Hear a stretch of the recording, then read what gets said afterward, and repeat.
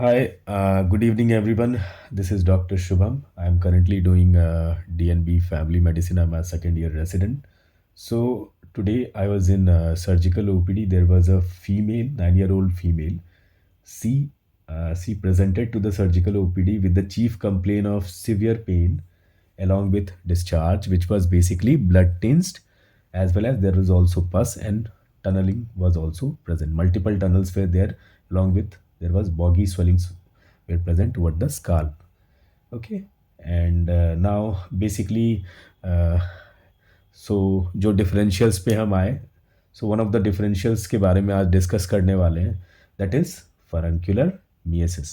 What is furuncular myiasis? It is basically a human infestation of maggots of Diptera flies and it is a type of cutaneous meiosis. Basically it involves the skin.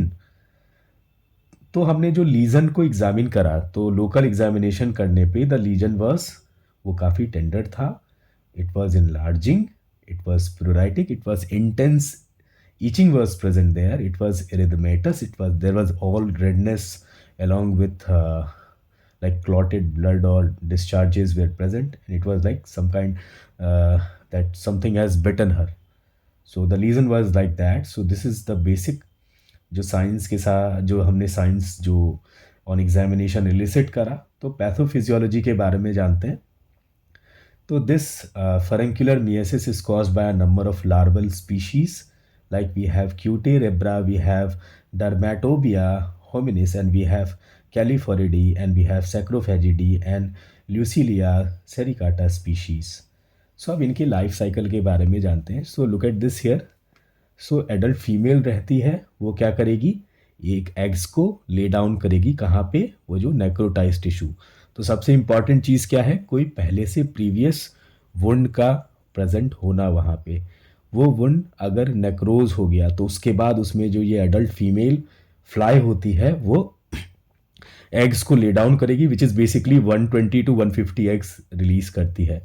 Then these eggs will hatch and the larva will be released in around 9 hours. तो 9 घंटे के अंडे देने के बाद फिर ये larva आपके बेसिकली रिलीज होता है. लार्वा फिर क्या करेगा, लार्वा विल बरो डीप इनटू द स्किन और बरो करके क्या बनाएगा, ये टनल बना देगा.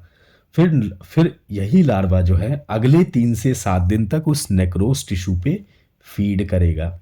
देन जो पर्सन है, जो इन्फेक्टेड पर्सन है, दे विल बेसिकली उनके फीकल मैटर से ये लार्वा कहाँ जाएगा, स्टूल के थ्रू, कहाँ, सॉइल में, जहाँ पे ये बेसिकली अपने ऑलमोस्ट 10 to 12 डेज में ये प्यूपा में कन्वर्ट हो जाएगा.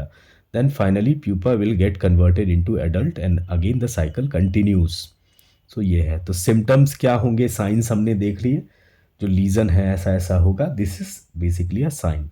सिम्टम्स है कि स्वेलिंग होगी, उसके बाद उसको सिवियर पेन होगी, इचिंग होगा, फीवर होगा, ब्लडी या पुरुलेंट डिस्चार्ज हो सकता है, एजिटेशन होगा, पेशेंट को इंसोमनिया होगी, पेशेंट को इंटेंस पेन होता है, बहुत सीवियर पेन, इंटेंस इचिंग होती है. तो जो फीमेल जिसने प्रेजेंट किया था, शी वॉज लाइक क्राइंग, मतलब इन सिवियर एगनी में थी वो. तो ये कंडीशन थी. तो इसमें कुछ बेसिक इन्वेस्टिगेशंस भी हैं जो हम करा सकते हैं, जो रूटीन इन्वेस्टिगेशंस हैं वो तो कराना ही है, CBC, LFT, RFT, ये सब. उसके अलावा कुछ स्पेसिफिक चीज़ें हैं, बायोप्सी ले सकते हो आप उसकी. उसके अलावा जो पस है उसको कल्चर सेंसिटिविटी करा सकते हो. उसके अलावा आपको एक्सटेंट ऑफ लीजन देखना है तो देर आर वेरियस. इनिशियल में हम एक्सरेज पे जा सकते हैं, then we can go for CT scan because it is involving the scalp. तो लीजन कहीं ब्रेन तक नहीं चला गया, so we have to do a CT और MRI to find out the extent of lesion. So अब last में जो अपने पास आता है दैट इज ट्रीटमेंट पार्ट. तो ट्रीटमेंट क्या करना है भाई, सबसे इंपॉर्टेंट चीज, we have to use 15% chloroform along with olive oil. ये क्या करेगा, जो लार्वा जो टनलिंग कर रहा था ना उसको रोकेगा. ओके, कैसे रोकेगा, it will paralyse the larva. और chloroform itself is a local anaesthetic. Okay, उसके अलावा हम 1% आइवरमेक्टिन इस्तेमाल करते हैं, किसमें, प्रोपिलीन ग्लाइकोल में. पहले करते थे, now days it is not, it is deferred. अभी तो बेसिकली हम यूज़ इसको नहीं करते हैं.